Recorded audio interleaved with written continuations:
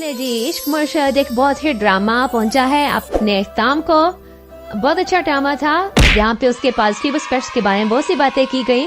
हम बात करेंगे यहाँ पे कुछ खामियों के बारे में, कुछ वीकनेसेस के बारे में जिसके ऊपर मजीद काम किया जा सकता था। सलमान अहमद एक बहुत अच्छा कैरेक्टर था, he was a good father. अपनी बेटियों के साथ उसका एक बड़ा अच्छा रिलेशनशिप था। मुझे जो उनकी पर्सनैलिटी में कन्फ्लिक्ट नजर आया वो उनकी ऑनेस्टी को लेकर था कि एक तरफ तो इतने ऑनेस्ट हैं कि उनकी बेटी को डिवोर्स हो रही है लेकिन वो सिफारिश करने पे तैयार नहीं है, बट दूसरी तरफ वो इतने ओपन माइंडेड हैं कि उन्होंने एक यंग एम्प्लॉई जिसको पहले जानते भी नहीं थे, गांव से आया हुआ एक लड़का जिसके बारे में उन्हें कुछ भी इन्फॉर्मेशन नहीं है, सिर्फ अपने घर के ड्राइंग रूम क्या अपने बेडरूम तक आने की उसे इजाजत दे रहे हैं। फैमिलीज में कजन्स भी आपस में इतने फ्रैंक नहीं होते और वो उसके रूम में जा रही होती हैं, आ रही होती हैं, और उनकी ओपन माइंडनेस मुझे वहाँ बड़ी अजीब सी लगी थी। और फिर जब उनके आपस में लव का सीन वो अंदर चलता है तो उसके बाद सडनली वो एक फिर स्ट्रिक्ट बात बन जाते हैं। एक तो इतने ओपन माइंडेड है तो सडनली आपको याद आता है कि मैं तो बहुत स्ट्रिक्ट हूँ। जो शमीर सिकंदर थे वो शुरू से ही ऐसे, मुझे उनकी वाइफ्स नहीं आई वो शमीर सिकंदर थे भी कि नहीं, वो तो हमेशा फजल बख्शी नजर आते रहे और उन्होंने कोई ऐसा बड़ा स्टेप भी नहीं लिया। शुरू से दिखाया कि वो पढ़ रहे हैं वापस आ रहे हैं, फिर वो पढ़ रहे हैं, तो वो एकदम से इतने पढ़ते फिर वो अपने पार्टी भी संभाल लेते हैं, कोई इनका एक्सपीरियंस नहीं होता, कुछ उन्होंने मेजर स्टेप नहीं लिया होता सिवाय 2 किडनैपिंग के। और इस जगह तो वो सिर्फ उनका फोकस था कि शिब्रा के साथ फ्लर्ट करना है, शिब्रा को पसंद है, शिब्रा को इम्प्रेस करना है, लेकिन कोई भी उनमें शामिर सिकंदर की कोई मुझे झलक नजर नहीं आई।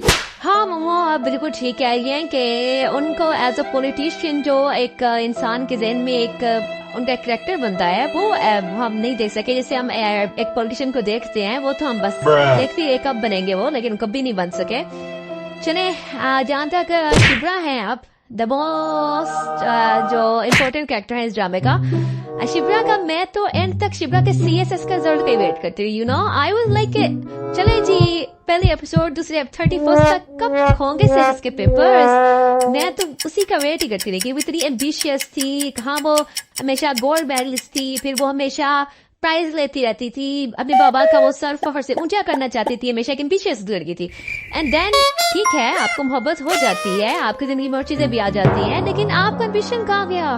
तो जब फजल बख्श से शादी करी थी मुझे समझ नहीं आई कि उसने क्या सोचा कि उसने खुद भी CSS नहीं करना था, फजल बख्श से रहना था, उसने रहना कहाँ पे था, और वो अपना भी उसका कोई एम्बिशन नहीं था, उन्होंने कहाँ रहना था। वो तो शुक्र है वो शमीर निकल आया, और जब वो शमीर सिकंदर निकला तो फिर तो बिल्कुल ही भूल गई। शी वाज लाइक मुझे तो CSS करना ही नहीं है और मुझे बस घर है कि आपका इंतजार करना है और ये बताना है कि आप परफेक्ट से कर रहे हो कि नहीं कर रहे हो, या मुझे वो सबके टैक्स सहने हैं जो कभी कोई करेगा और कभी कोई करेगा।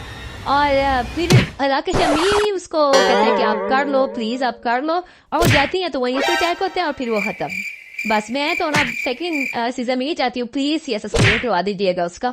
नेक्स्ट आप बताएं बाकी आपको कैसा लगा जी। और जो दाऊद का कैरेक्टर था वो भी बिल्कुल भी समझ नहीं आया कि वो किस तरह से इतने बड़े पॉलिटिशियन थे, इतने बड़े वो सियासतदान थे, ऐसे कोई भी काम वो नहीं कर रहे थे जिसके लगे कि वो एक बहुत बड़े पॉलिटिशियन थे। वो ज्यादातर निगरानी होते थे, शमीर का इंतजार कर रहे होते थे, शमीर का ख्याल रख रहे होते कि शमीर आया है, शमीर कहाँ गया है, शमीर उठा है, शमीर बैठा है, शमीर किन के साथ बैठ रहा है। उनका ज्यादा फोकस अपने बेटे के साथ ही होता था। वो क्या कहते हैं बात तो सच है पर बात है रुसवाई की। रुसवाई से मुझे याद है हारून साहब बेचारे रुसवाई होते रहे भाई। क्या कहते हैं कि बदनाम होंगे तो क्या नाम ना होगा, तो उन्होंने तो खूब नाम कमाया। उनका काम बस ये था कि उन्होंने जिंदगी जहन्नुम बनानी है हर उस इंसान की जो उनकी लाडली बेटी जो किसी काम की नहीं थी, उसकी आंख में बस आंसू आने देना, चाहे बाकी सबको वो जहर दे दे जो है वो पूरे ड्रामे के अंदर। लेकिन काम किया उन्होंने। एक 3rd क्लास गाड़ी पे हमला करवाएंगे तो एटलीस्ट वो करवाएंगे, चाहे वो गले के गुंडे पकड़ेंगे लेकिन एटलीस्ट वो कुछ तो करेंगे। वो उन बेचारों को जो है वो केले ही जहर दे दिया गया, पता नहीं उनकी बेटी को क्यों छोड़ दिया गया। जी बिल्कुल, चाहे वो 2 नंबर गुंडे हो या शबीर और शिवरा की शादी हो, हर तरह पे 2 नंबर ही चल रही थी।